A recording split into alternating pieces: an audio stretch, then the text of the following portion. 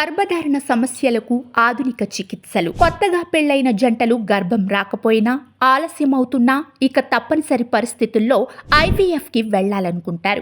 కానీ అన్ని సందర్భాల్లో ఐవీఎఫ్ అవసరమా? ఇంకేమైనా ట్రీట్మెంట్లు ఉన్నాయా అని తెలుసుకుందాం. ఐవీఎఫ్ కంటే ముందు ఐయుఐ అనే పద్ధతి కూడా ఉంటుంది. IUI intrauterine insemination.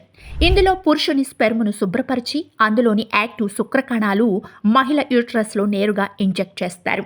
Sperm quality నార్మల్గా ఉండి చిన్నపాటి సమస్యలుంటే ఇది ఫస్ట్ ఆప్షన్లా ప్రయత్నించవచ్చు. ఐయుఐ సఫలం కాకపోతే అప్పుడు ఐవీఎఫ్ ఇన్ విట్రో ఫెర్టిలైజేషన్ గురించి ఆలోచించాలి. ఇందులో ఎగ్ను బయట ఫెర్టిలైజ్ చేసి అండం అభివృద్ధి చెందాక తరువాత గర్భాశయంలోకి పంపిస్తారు.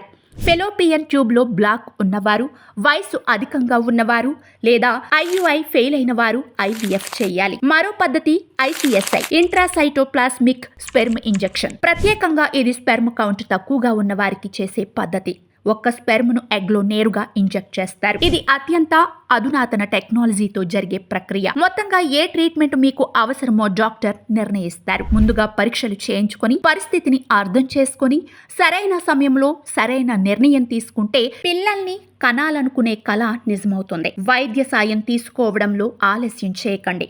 ఆరోగ్యంగా సంతోషంగా జీవితాన్ని ముందుకు తీసుకెళ్ళండి.